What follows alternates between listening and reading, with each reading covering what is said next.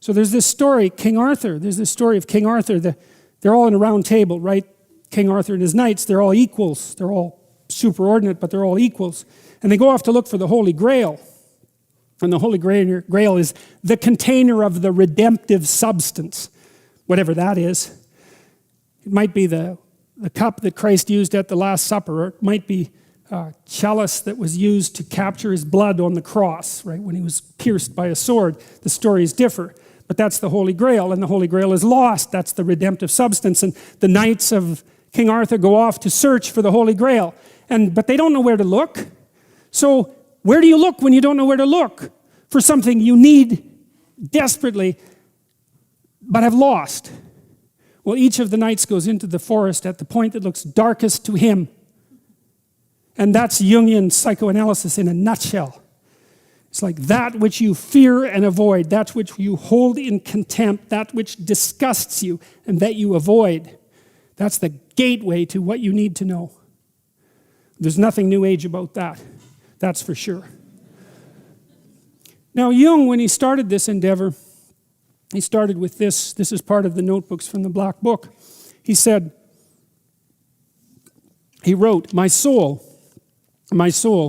where are you? Do you hear me? I speak. I call you. Are you there? I've returned. I'm here again. I've shaken the dust of all the lands from my feet, and I've come to you. I am with you. After long years of long wandering, I have come to you again. For the Jungians, the hero's journey is a journey within.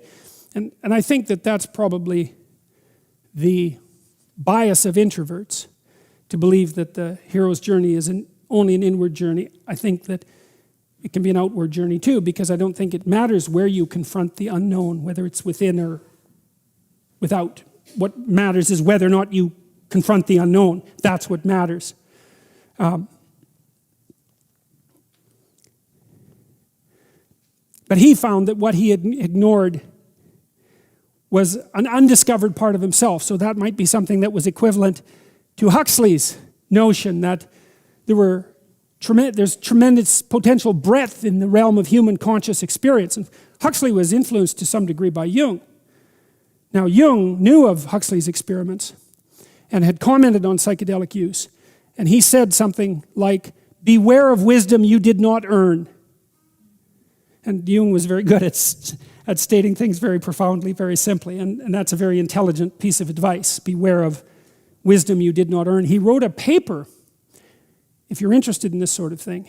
He wrote a paper called The Relations Between the Ego and the Unconscious, which is an absolute masterwork, but completely incomprehensible unless you know what it's about.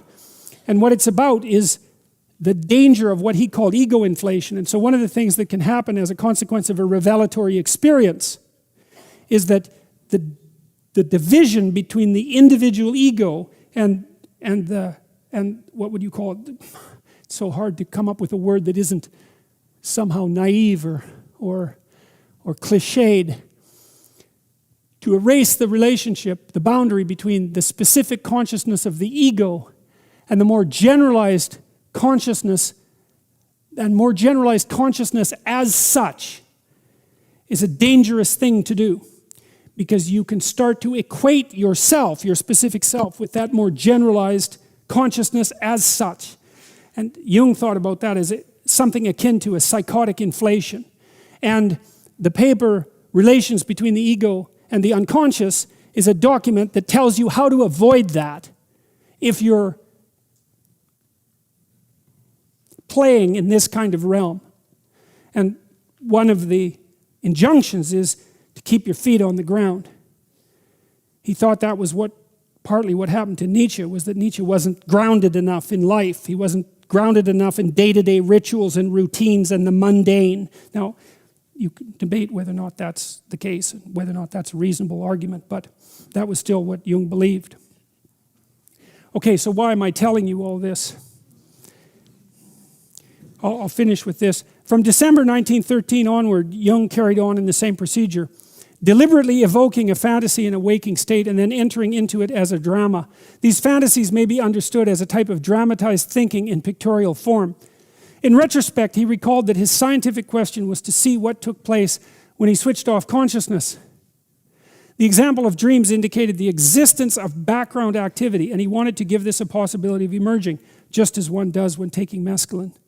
These journals are Jung's contemporaneous clinical ledger to his most difficult experiment, or what he later describes as a voyage of discovery to the other pole of the world.